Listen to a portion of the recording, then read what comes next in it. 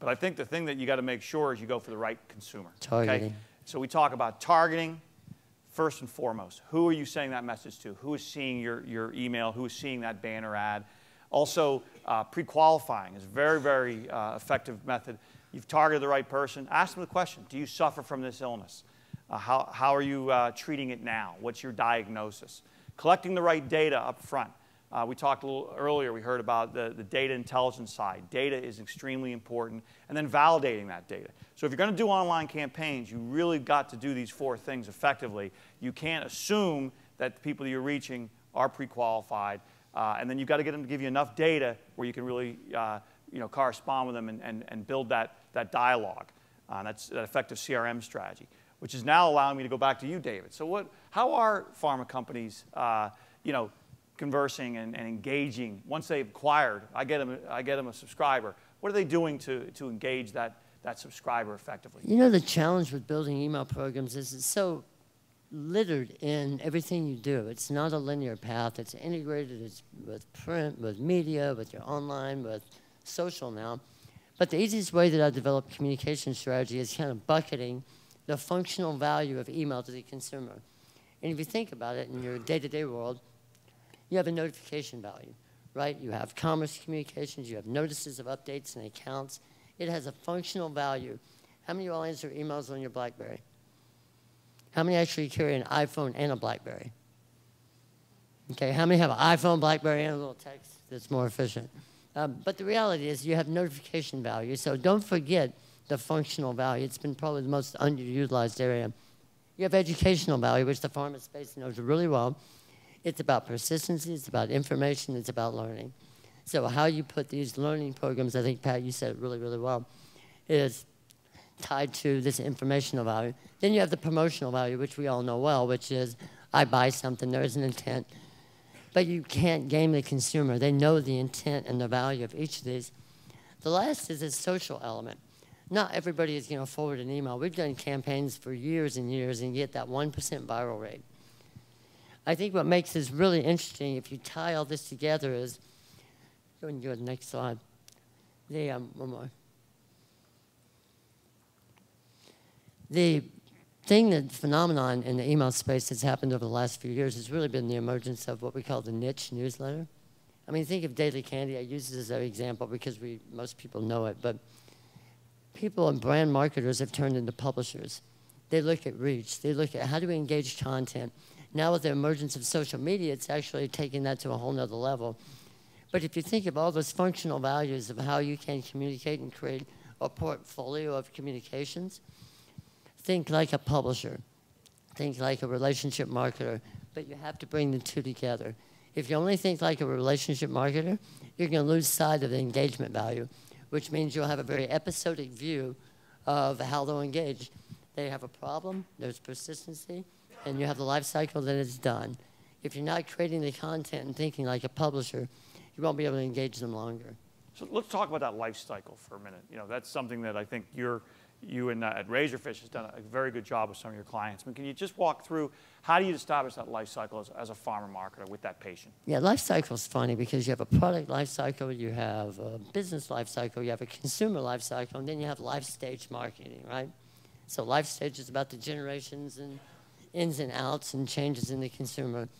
But I try to simplify it, and this, I don't take credit for this, it's from another company, but awareness, consideration, and action. And it's very simple. In the awareness stage, you have to realize when somebody opts into an email address, you're going to lose about 40 to 50% of the response value of that address in the first 90 days, which means that you sign up today, you sign up today, you sign up today. Over 2 of the 3 or 2 of the 4 will probably not respond to me through email. So how do I create content very early in the life cycle to engage you, to create value exchanges, as we call it? We provide content, you provide a source of that information, and it provides value. Now remember, the value I'm providing immediate access to information, I'm notifying you, I'm sending you coupons to help promote trial and consideration, I'm providing information for the caregivers, for the patients, for the physicians.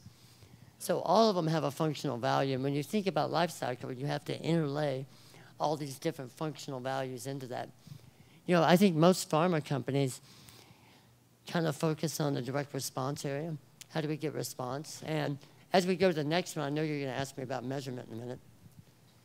You know, I think this quote personifies everything, email and social. Not everything that counts can be counted. Not everything that can be counted can be counted. So the net is in the email world. We talk about opens and clicks. Doesn't mean a whole lot to me. I mean, it looks like a campaign view of it. We tend to look at, much like a publisher, at a reach value. So over a given period of time, what's more valuable? Looking at, I launched a campaign, I had a 25% open rate, I had a 3% click-through rate, tells me nothing.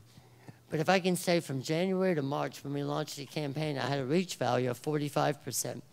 I had an engagement value, which may be clicks or social mentions or other, that had another 25% value. I can run better interpretation around these type of information. But what I want to know from a database is not just how responsive it is, but how do my campaigns affect reach? The same way you do with media. I want to know how many people I can effectively reach. Most people don't look at that. And the reality is your database will attrite about 3% per month. So almost 40% per year through response or other attrition means. So if you're losing 30 to 40% of your database, understanding this and understanding the reach value is probably your best precursor to building campaigns and putting benchmarks for your company. But if you're looking at campaign over campaign metrics, you're going to be the 95th slide in a presentation to your senior team, because it doesn't mean a lot. Is there a way, though, David, I understand that the reach is important, but what about valuing an email address? Is that something that's possible? Is that something that you're seeing, you know, pharma companies, your clients do? Yeah, you know, I threw this up, and there's about 4 iterations of this, and I doubt that the people in the back can see all the red numbers, but there's a patient value, right? You know the financial value of a future purchase and a prediction. Lifetime value is really a profit equation. What we try to do is understand a channel proxy, which means that if we can engage with you through email, what is that incremental value to lifetime value? Most people, how many do a lifetime value calculation on your database today? Yeah, exactly, maybe 1%. It's a very complicated calculation. What we try to do is show the efficiency. It may be that you're using email and you're engaging this person more effectively through digital channels versus offline where you're doing more direct mail. We originally ran these type of studies for the airline industry to show the difference and variance between print and email. And we showed that it was anywhere from $5 to $10 incremental value. Pharma space is that too. I mean, there's certain things you have to print and deliver, but there's also very digital worlds. So understanding this value, finite value of this asset from a reach factor as well as an efficiency factor is the next stage of understanding and explaining to your senior people, I have a database of 2 million people and they're worth this to the company.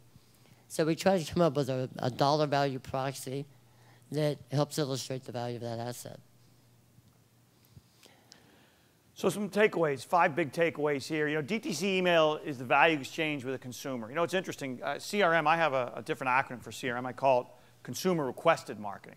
And it's interesting as I sit through, when I come to the pharma shows and I hear about some of the FDA requirements and the warning letters, what have you, what better way to market to a consumer than the consumer who raises a hand and says, please put me on your database and send me information about how to treat my illness. Send me information about your drug. Help me out.